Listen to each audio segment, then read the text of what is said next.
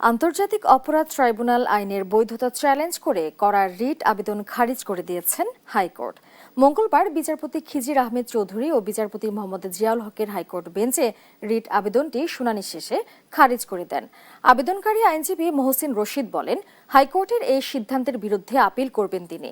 এর আগে গেল ২৪ জুন করা রিট আবেদনে ১৯৭৩ সালের আইনটিকে অপ্রচলিত, কার্যকারিতাহীন এবং রাজনৈতিক প্রতিপক্ষ দমনের হাতিয়ার হিসেবে আখ্যায়িত করে তা বাতিলের পদক্ষেপ নিতে সরকারের প্রতি নির্দেশনা চান তিনি।